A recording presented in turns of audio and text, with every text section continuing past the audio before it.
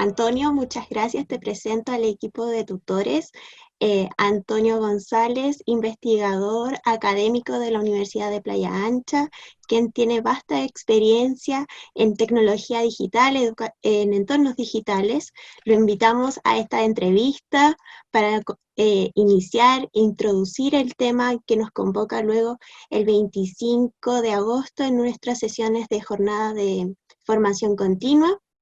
Así que, bueno, comenzando, la pandemia sin duda nos arrastró, nos condujo a esta situación de entornos virtuales y preguntarte a ti si crees que estábamos preparados para esto. Súper buena la pregunta.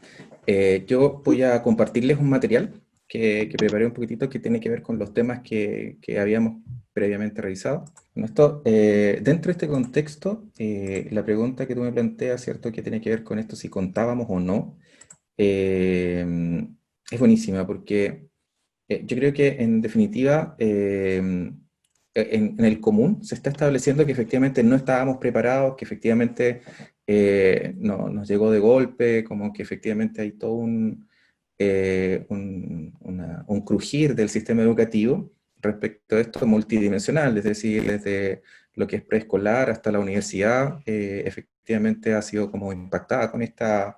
Primero hay que ser bien claros con la figura cuando se comienza a desestabilizar la normalidad del periodo, ¿cierto? A través de lo que fue el estallido social, y luego en marzo viene este tema de la pandemia. Entonces, se generan estos elementos y lo primero que uno piensa es eso, que efectivamente no estábamos preparados. Sin embargo, eh, yo creo que hay una disociación de ese tema. Pero también pensar en esta vuelta, ya una vuelta que va a ser como bien extraña, ya los países asiáticos tienen una especie media extraña de sobrellevarlo. Eh, y también pensar que la docencia online de emergencia es una cosa y otra cosa es la presencia, es docencia en presencia digital. Entonces, claramente hoy día nos cuesta pensarlo de una manera más ágil, más fluida. Los profesores como que no están adaptados y el sistema en general como que tiene ese crujir que yo llamaba hace un momento atrás. Sin embargo, hay antecedentes y en realidad lo que pasa es que la tecnología abordó o desarrolló en términos generales para todo el sistema de saberes del ser humano. Por un lado está el tema de en las áreas de la medicina, por ejemplo, se puede hacer telemedicina hace bastante tiempo, se puede trabajar el área de la biotecnología, se ha desarrollado ampliamente, la construcción también ha sido una de las áreas del desarrollo humano que ha sido impactado también por el desarrollo de tecnologías importantes. Hoy día las impresoras 3D pueden incluso construir edificios, construir casas. Entonces tenemos un impacto bien importante a nivel social de la tecnología. Sin embargo, la educación pareciese ser que no fue permeada por la tecnología y eso es lo que está crujiendo hoy día, porque efectivamente había mucha gente ya pensando en este cambio, solo que efectivamente el sistema educativo de alguna otra manera se fue haciendo sordo, un poco ciego de lo que estaba sucediendo en el contexto para mantener un status quo que efectivamente no ha sido beneficioso y hoy día vemos los resultados. Este impacto tiene que ver también con cómo las instituciones, las facultades de educación están trabajando los currículums de los futuros profesores. Y eso ha hecho que efectivamente, por ejemplo, profesores recién egresados, 25 años aproximadamente, tengan exactamente los mismos problemas para llevar a cabo una clase en esta modalidad que un profesional o un colega suyo que haya egresado hace 30 años atrás. Ujú, Entonces, en esta lámina yo quisiera sintetizar un elemento que no es menor y que ujú, en el fondo para nosotros ir entendiendo, por ejemplo, los modelos, hay bastantes frameworks que hablan acerca de cómo la docencia debería haber trabajado o cómo la docencia debería trabajar en estos ambientes, desarrollar las competencias digitales. Uno de ellos es el ISTE, ¿ya? El ISTE plantea una serie de elementos que debiese desarrollar el profesor para poder tener más claridad respecto del uso de tecnología. Y esto fue creado hace 40 años, o sea, no es algo nuevo. La UNESCO también tiene un marco de competencias TIC para la docencia, que ujú. también tiene todos unos elementos que van conformados. Esto fue publicado en 2008. El marco común de competencias, no se logra ver bien, pero este marco común es el competencia INTEF, ya de España, que fue publicado en 2011. tenemos el marco común también en Colombia, ya un caso más cercano, donde fue publicado el 2013, y ya se estaba hablando de cuáles eran las competencias que debía tener el docente, el profesional de la docencia. ¿Ya? Ujú, Entonces, hay elementos, hay antecedentes. Y sin ir más lejos, Chile. Ya hay una estructura, el marco de competencias y estándares TIC para la profesión docente en Chile. Esto fue publicado en el 2011. O sea, cuando yo presento estos elementos, lo que nace por defecto, ¿cierto? Es que, existía, sí, existe y hace mucho ujú. tiempo. El tema está en que no lo quisimos incorporar, el tema está en que las facultades de educación no lo quisieron incorporar dentro del currículum. Y el problema es que ahora, ¿cierto? Tenemos que llevar esta situación de emergencia y que no acomoda, que ha sido de alto impacto tanto para las familias, en el caso de los escolares, en el caso de poder compaginar la vida en una situación, digamos, de estar estudiando en la universidad. Y esto en el fondo va generando estos ripios. Pero lo positivo, ¿cierto?, es que estos elementos existen. Y hoy día lo que hay que buscar es cómo van a ir, cómo pueden acomodarse a los contextos de cada una de las universidades. Yo creo que hoy día el camino para poder sobrellevar esto tiene que ver específicamente con cómo yo me hago cargo como institución a partir de buscar, generar y diseñar mi propio modelo o utilizar y acomodar, ¿cierto?, un modelo que esté adecuado, más cercano a mi realidad cultural desde la perspectiva organizacional. Ujú, Entonces, la entiendo. respuesta es sí, si bien estábamos mejor preparados Sí, de lo que creíamos. y en base a eso, a lo que tú nos presentas, bueno, nos cuentas que hace más de 40 años que ya se están implementando estas tecnologías y la educación ha quedado un poco rezagada. En ese sentido, hay varias resistencias respecto a la incorporación de las tecnologías en los ambientes de aprendizaje, como se cree que los aprendizajes se podrían ver mermados. En tu experiencia, lo que tú sabes, ¿qué nos podrías decir al respecto? Yo creo que en el fondo nos pasa a todos los que nos dedicamos a esta área. La investigación en este contexto es como siempre mirado como el hermano menor del sistema educativo, ¿ya? Es decir, el un poquito rezagado, ¿cierto? El de menor calidad, el que es ahí nomás, que cuando, bueno, en realidad no es tan así, ¿ya? Por ejemplo, hay varias cosas que subyacen de estos modelos. Por ejemplo, cuando tú planteas, no, pero es que ellos están con pantallas en negro, entonces yo no sé si están. Bueno, y cuando están en tu sala de clases, ¿tienes 100% certeza que están concentrados en lo que tú estás hablando? No tienes Probablemente certeza, no. no, es que en línea se copian. ¿En tu sala de clase no se copian? Ujú, En el fondo, el foco se establece en mantener un paradigma que crujió, se rompió y ya no va a poder seguir existiendo. ¿Por qué? Porque hoy día, por ejemplo, aquellas situaciones de clase donde efectivamente teníamos una caja negra, donde yo hago finalmente como académico, como profesor, finalmente hago lo que yo quiero y establezco finalmente, se establecen programas, parámetros, currículum, etcétera, una serie de diseño instruccional en torno a, pero al final del día, cuando esto se trata de llevar a cabo, es el docente el que lo practica y no sabemos exactamente o a ciencia cierta qué es lo que sucede adentro. Esa caja negra se rompe cuando ya tengo que hacerlo público, cuando tengo que exponer cómo es que yo hago clases a través de una pantalla, y ahí entonces esto ya deja de ser tan atractivo, porque efectivamente paso mucho tiempo haciendo discursos, muy poco tiempo haciendo actividades, y el modelo entonces que estoy implementando o que se está implementando en términos generales no es tan idóneo con lo que yo predico o la institución predica. El 90% de las instituciones en Chile se declara que utiliza un modelo basado en competencias.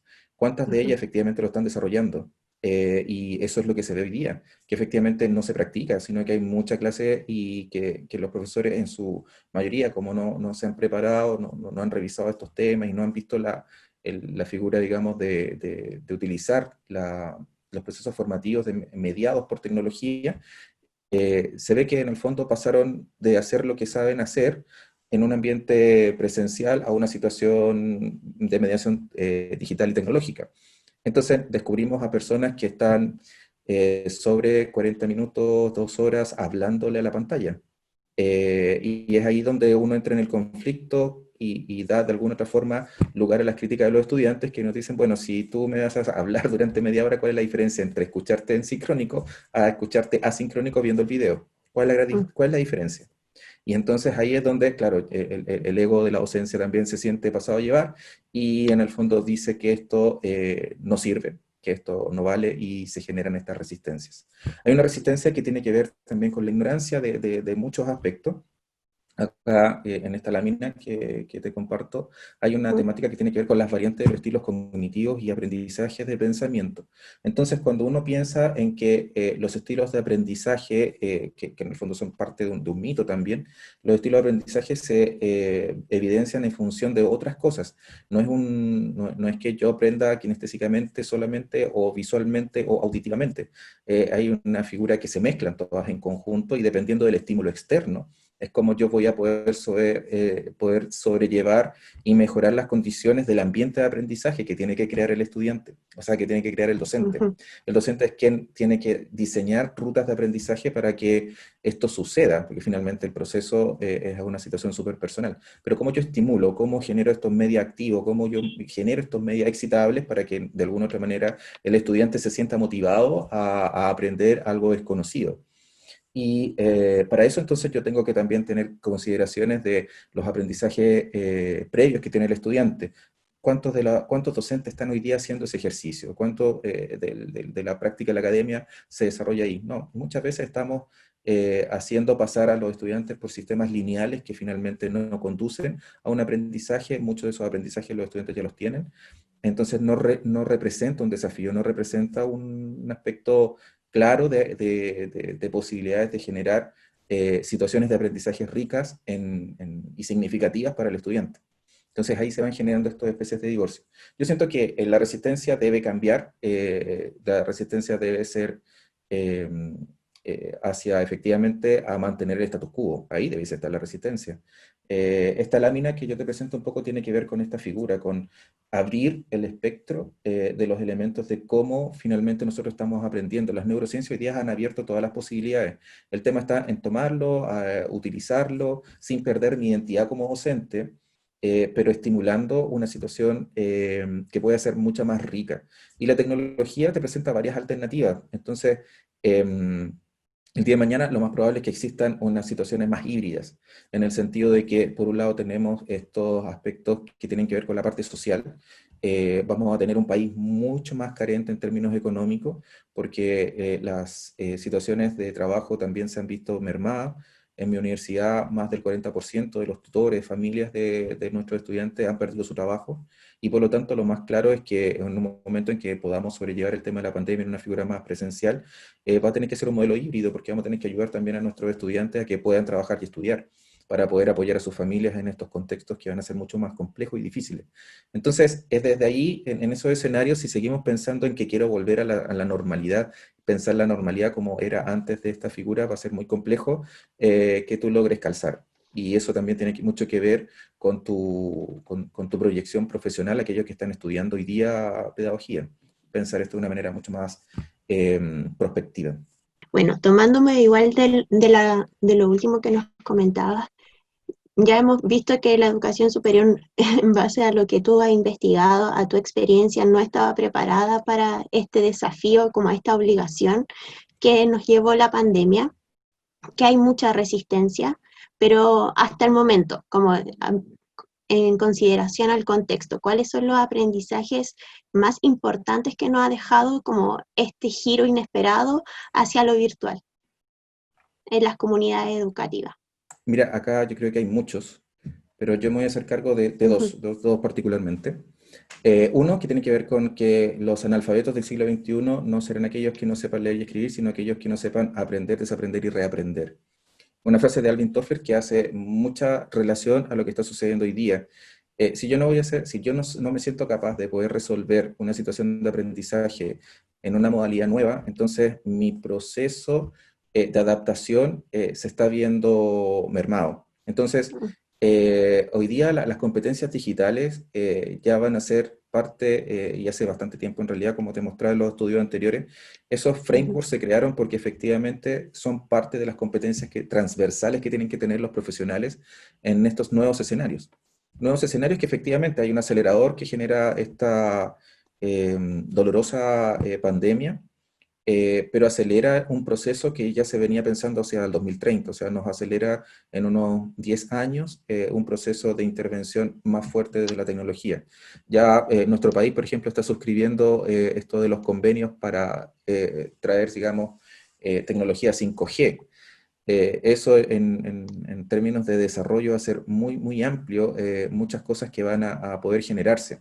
Y eso entonces va a ser muy propicio que desde muy temprana edad, por ejemplo, ya en España, lo que venía trabajando en paralelo el INTEF, que es un instituto de tecnología para que los docentes se puedan preparar, hoy día está declarado como ley. ¿Ya? Antiguamente era solamente como casi una cosa optativa. Si yo quería profesionalizarme en esa área, podía partir trabajando en esto, haciendo los cursos y bueno, obteniendo los certificados. Hoy día eso es ley. Y lo más probable es que acá también se tenga que trabajar de una manera un poquito más estricta en esas figuras, en esos escenarios, para principalmente, siento yo, desde las facultades de educación, el currículum tiene que hacer una variación a dejar de mirar estos elementos como parte de una figura meramente instrumental. Las asignaturas que tienen en general las carreras de pedagogía es una o dos máximo y están orientadas a la ofimática, o sea, todavía al mismo mecanismo que se estudiaba en los años 80, 90, Windows, Excel, Word, PowerPoint. Y hasta ahí llegamos. Sin ni siquiera pensar en la aplicación pedagógica de esas herramientas, sino simplemente en que sepan esas herramientas porque se supone que en los 80 el mercado lo solicitaba. Yo creo que hoy día eso es basal, eso es casi como lo que está pasando con el lenguaje, con inglés o inglés ya no es como una segunda lengua, es como casi básico para poder conectarte con el resto del mundo y el tema de las competencias digitales también lo va a hacer. Eso por un lado, pero así como también están estos aspectos, digamos, de crecimiento, está también un tema de equidad. Eh, la pandemia también y este apagón analógico nos deja claro las figuras de desigualdad y la figura de cómo nosotros tenemos que encaminar también como desde el mundo educativo, desde el gobierno, desde distintos actores sociales, el cómo llegar a una figura un poquito más equitativa en términos de acceso a la tecnología.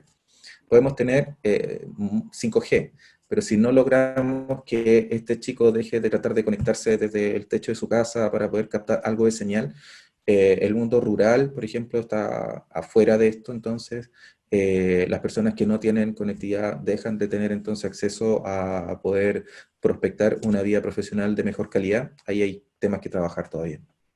Y por último, preguntarte cuáles creen que son los desafíos más importantes que se nos vienen en el futuro.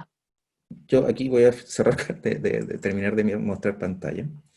Y quiero cerrar con esta lámina que efectivamente es de Reid Hoffman.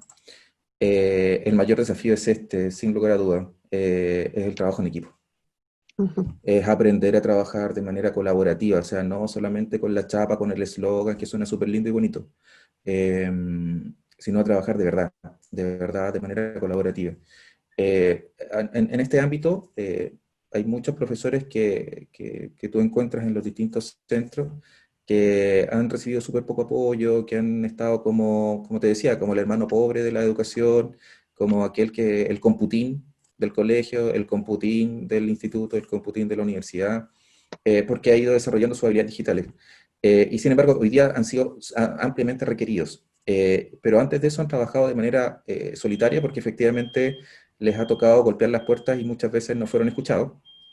Y eso significó que se transformaran en llaneros solitarios. O sea, manteniendo ¿cierto? Una batalla constante de seguir en su figura de poder compartir sus conocimientos, porque son además personas muy generosas. He podido participar con muchos profesores del sistema que hacen tecnología, que antiguamente también aquellos profesores que trabajaban en el sistema enlace, y así he conocido, digamos, todas estas realidades. Y efectivamente, hoy día, más que nunca, se están abriendo esas posibilidades de trabajar colaborativamente. Las instituciones en general hoy día se han dado cuenta que a través de un Zoom pueden ahorrarse tiempo, pueden ahorrarse espacio. Yo hoy día, por ejemplo, no tuve que viajar a Santiago para entrevistarme contigo, Ujú. y es de lo más normal del mundo. Sin embargo, a esta misma fecha, año 2019, oye, no, tiene que ser presencial. ¿Pero Claro, por qué? sí. Porque lo seguimos haciendo igual. Solamente por eso, ¿ya? El otro día escuchaba a Oscar Jerez una reflexión que es súper buena y que planteaba que ¿por qué nosotros tenemos semestres? ¿Por qué la educación está dividida en semestres? Y él Así es. planteaba porque efectivamente en la Universidad de Chile, primera universidad, ¿cierto?, en el país, dijo que era por semestres. Y luego él dice, bueno, entonces, ¿por qué la Universidad de Chile piensa que tenía que ser por semestres? Porque la Universidad de San Andrés tenía esta universidad, que era la universidad primera en Latinoamérica, tenía esta figura en semestre. Y así, hacia atrás, llegamos a Oxford. Y Oxford, ¿por qué tenía semestres? Porque era la forma de mejorar el espacio de los tiempos de sembradía. Tenía que ver un poco con el tema de agricultura. No tiene que ver nada con lo pedagógico, nada con lo cognitivo. Entonces, la reflexión que nos planteaba en esa reunión es que efectivamente, ¿por qué hacemos las cosas? Porque así se venían haciendo antes. Hoy día están los espacios, está la tecnología, hay muchos más medios que antes, hay mucho más acceso a la información, o sea, mucho más acceso a los contenidos. Tenemos que dejar de mirar la pedagogía o los procesos formativos como mera transmisión de contenidos, sino más bien generadores, creadores, estrategas de experiencias de aprendizaje. Los medios están, la figura de trabajar de manera colaborativa también. Hay muchas personas que a mí no se me ocurre, bueno, intégrate a redes, hay muchas redes. Si te quedas, por ejemplo, en lo que son redes sociales, si te quedas solamente en el trending topic, en el caso de Twitter, claro, te vas a quedar con los comentarios de farándula y chao. Pero si logras ingresar un poquitito más profundo y logras profundizarte, dejar de ver el conito, ¿cierto? La parte de arriba del iceberg y no ves lo de abajo, te estás perdiendo una gran cantidad de redes de trabajo, gente muy generosa que está donando su tiempo, su trabajo, eh, y es como muy rico saberlo. Yo en lo personal soy cofundador de Competencia Digital Cero, que es una iniciativa sin fines de lucro que reúne a más de 100 profesores que están haciendo voluntariado y que estamos ayudando a todos los profesores Ujú. que pasan de un proceso analógico a algo más digital, que les instalaron, les llegó un Google Classroom y que no saben qué hacer con él y cómo desarrollar todo esto. Bueno, es eso. Eh, y la verdad es que a nosotros nos sorprendió, nosotros pensábamos hacer un pequeño grupo de unas 10 15 personas y fue creciendo esto porque hay mucho interés de estas personas, los que te decía hace un momento atrás, esos pioneros solitarios que nadie pescaba en su momento, hoy día, a pesar de que podrían habernos dado la vuelta a la cara, habernos dicho, oye, cuando nosotros estuvimos atentos, ustedes no quisieron, no, ellos fueron los primeros en ofrecerse voluntariamente a regalar parte de su tiempo para ayudar a otros profesores. Son muy generosos y eso yo creo que hay que rescatarlo. Efectivamente, si nos quedamos con la resistencia, nos quedamos en el status quo, suena súper fuerte, pero entonces te estás colocando en la frente un letrero que dice vencimiento, fecha de vencimiento. Así de Así que fuerte. eso yo creo que es parte de ese cierre. Sí o sí hay que trabajar en equipo. Solo no puedes. Solo no puedes aprender una gran cantidad de cosas tan rápido. Solo no puedes movilizar una institución. Hay que trabajar de manera conjunta y eso lo tienen que tener claro tanto autoridades como cuerpos docentes y principalmente creo yo que una tarea muy necesaria dentro de las universidades y sobre todo en las facultades de educación. Antonio, muchas gracias por tu tiempo, por tus reflexiones. Sin duda, son un anticipo de lo que queremos tratar en la próxima sesión de tutores que nosotros realizamos quincenalmente, a la cual te invitamos este martes 25, que bueno, aquí vamos a profundizar mucho más en, claro, ya entendemos un poco cuál es el contexto, la situación en la que nos vemos nuevamente obligados a incorporar todas estas tecnologías que nos dan una posibilidad tremenda de nuevas eh, ejecuciones, ideas de colaborar con otros. Y ahora lo que nos importa, como dentro del contexto y del trabajo que también realizan los tutores de acompañamiento, es cómo implementamos o realizamos estas acciones con los mismos estudiantes que ellos acompañan durante este segundo semestre.